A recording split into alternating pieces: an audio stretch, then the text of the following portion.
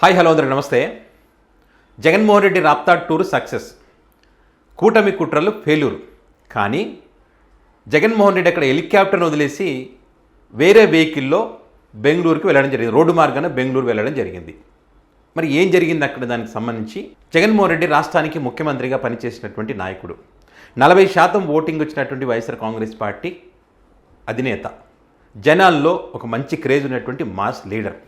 మరి ఇలాంటి నాయకుడికి, మరి ఇంత క్రేజ్ ఉన్నటువంటి నాయకుడికి ఎక్కడైనా పర్యటన ఉన్నప్పుడు పూర్తి స్థాయిలో భద్రత కల్పించాల్సినటువంటి బాధ్యత ఆ అధికారంలో ఎవరున్నా కూడా వాళ్ళకు ఉంటుంది.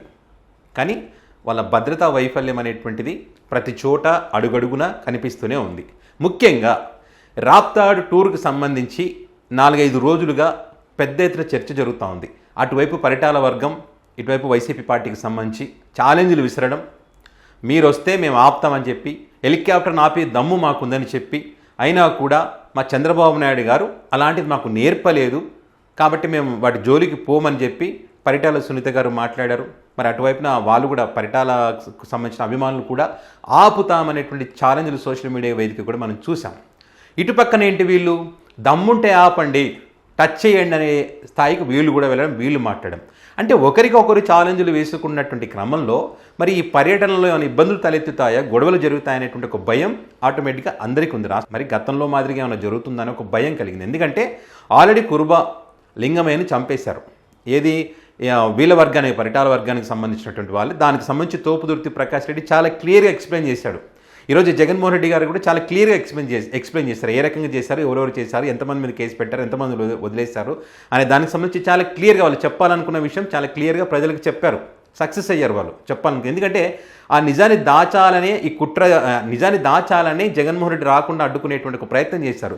తోపుదుర్తి ప్రకాష్ రెడ్డి ఏంటంటే జగన్మోహన్ రెడ్డి వస్తే తప్ప ఇలాంటి జరుగుతున్న విషయాలు ప్రజలకు తెలిసే అవకాశం ఉంటుందని జగన్మోహన్ రెడ్డి గారి దృష్టికి తీసుకుపోవడం, జగన్మోహన్ రెడ్డి గారు కూడా రావడం, ఆ కుటుంబానికి భరోసా కల్పించడం, ఇక్కడ జరిగినటువంటి పరిస్థితులన్నీ కూడా వివరించడం. అది కూడా చాలామంది ఈరోజు చూశారు. జగన్మోహన్ రెడ్డి గారి స్పీచ్ చాలామంది చూశారు.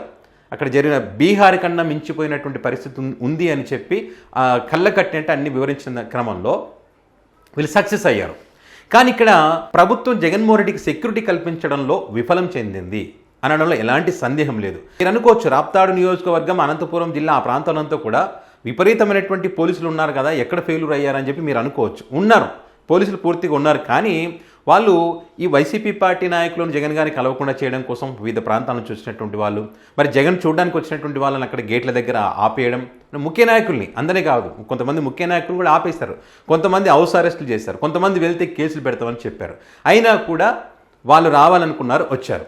సరే, ఇక్కడికి వచ్చిన తర్వాత మరి హెలిప్యాడ్ దగ్గర సెక్యూరిటీ కల్పించాల్సినటువంటి బాధ్యత మరి ప్రభుత్వాన్ని, పోలీసు అధికారులది. ఎందుకంటే మీరు ఒక మంత్రి వచ్చినా, ఒక వేరే ఎవరైనా హెలికాప్టర్లు వచ్చినా కూడా కొంత దూరంలో ఒక దానికి హెలిప్యాడ్ సపరేట్ ఏర్పాటు చేస్తారు. అక్కడ హెలికాప్టర్ ఆగితే అక్కడికి ఎవరు వెళ్ళరు, కొంతమందికి మాత్రమే పర్మిషన్ ఉంటుంది. అక్కడ కార్యక్రమం నిర్వహించేటువంటి వాళ్ళు కానీ, ఆ పార్టీకి సంబంధించిన ముఖ్యమైన నాయకులు వెళ్ళడానికి ఆల్రెడీ ఆ సెక్యూరిటీ నిర్వహించేటువంటి అధికారులకు తెలుసు ఎవరెవరిని అక్కడికి పంపాలనేటువంటి విషయం.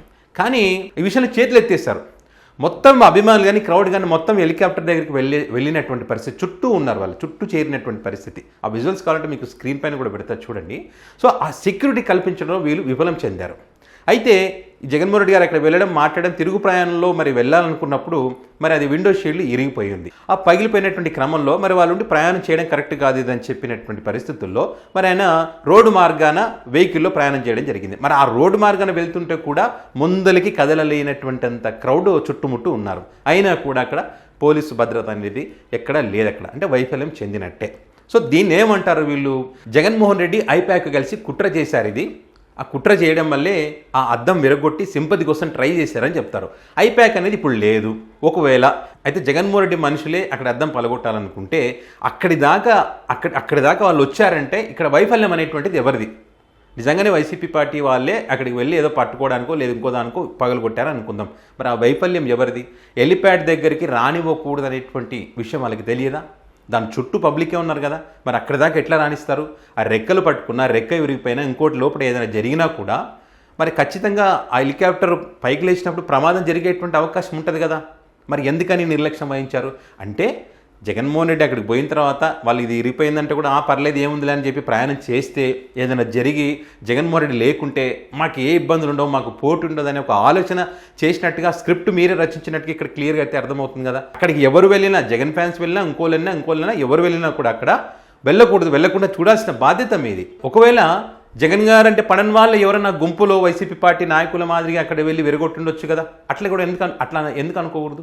ఇప్పుడు వైసీపీ పార్టీ నాయకులు అదే చెప్తా ఉన్నారు, మీరేమైనా కుట్ర చేసి ఈ రకంగా చేస్తారేమని చెప్పి. ఇదే కాకుండా ఇంకేమంటారు, అవును మేము సెక్యూరిటీ ఇవ్వం, ఇంతే ఇస్తాం, జగన్మోహన్ రెడ్డి ఓడిపోయాడు, ప్రతిపక్ష నేత కాదు, 11 సీట్లు వచ్చాయి, ఒక ఎమ్మెల్యే, ఇంతే ఇస్తాం మేమని చెప్పి మాట్లాడతారు.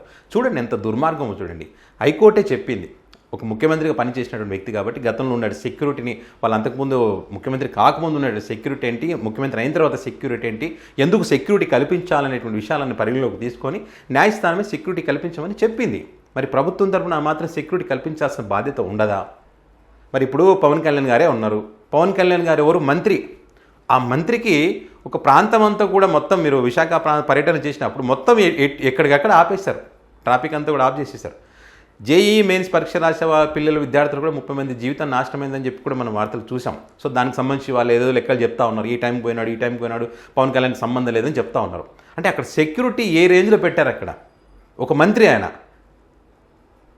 మరి ఆయన బ్యాక్గ్రౌండ్ ఏముంది? ఒక సినిమా హీరో, ఇప్పుడు పొత్తులో భాగంగా మంత్రిగా ఉన్నారు అంతే. దానికి ఇంత సెక్యూరిటీ, ఇంతమంది పోలీసు బలగాలు ఎందుకు? మరి ఇక్కడ ముఖ్యమంత్రిగా పనిచేసినటువంటి వ్యక్తి, వీళ్ళ బ్యాక్గ్రౌండ్ వేరు, కొన్ని కారణాలు ఉండి వాళ్ళు సెక్యూరిటీ కల్పించాల్సిన బాధ్యత వాళ్ళకు ఉంటుంది. మరి ఎందుకు కల్పించలేదు? ఎందుకు వైఫల్యం చెందారు? అట్లా సెక్యూరిటీ కల్పించకుండా వాళ్ళు వైఫల్యం చెంది పైగా మేము చేసేది ఏంటి అని చెప్పి వాళ్ళ కుట్ర అనేది వాళ్ళ మాటల్లో క్లియర్గా కనిపిస్తూ ఉంది కదా. సో ఏదేమైనా ఎన్ని కుట్రలు చేసినా, కుతంత్రాలు చేసినా కూడా ఈ వాళ్ళ టూర్ అయితే సక్సెస్ అయింది. వాళ్ళు చెప్పాలనుకున్న విషయం ప్రజలకైతే చెప్పగలిగారు. వీళ్ళ వైఫల్యం అయితే చాలా క్లియర్గా కనిపిస్తూ ఉంది. సో రాజకీయంగా జగన్మోహన్ రెడ్డి వైఫల్యాలకు సంబంధించి ఏమంటే మాట్లాడడం తప్పులేదు, కానీ ఇక్కడ సెక్యూరిటీ కల్పించాల్సిన చోట సెక్యూరిటీ కల్పించాలి, వాళ్ళు ఏదైనా కార్యక్రమాలు చేసేట వాళ్ళ కార్యక్రమాలు చేసుకోవడానికి అవకాశం కల్పించాలి. అంతేగాని ఈ రకమైనటువంటి కుట్రలు చేసి మళ్ళీ వాళ్ళపైన నెట్టేయడం అనేటువంటిది కరెక్ట్ కాదు. ప్రజలందరూ గమనిస్తున్నారు. ప్రభుత్వాలు అనేటువంటి శాశ్వతం కాదు. మళ్ళీ ఇప్పుడు మీరుండొచ్చు, తర్వాత మళ్ళీ వైసీపీ రావచ్చు. సో అప్పుడు ఇలాంటి పరిస్థితులు రిపీట్ అవ్వడానికి అవకాశం ఉంటుంది. సో ఏదేమైనా వైసీపీ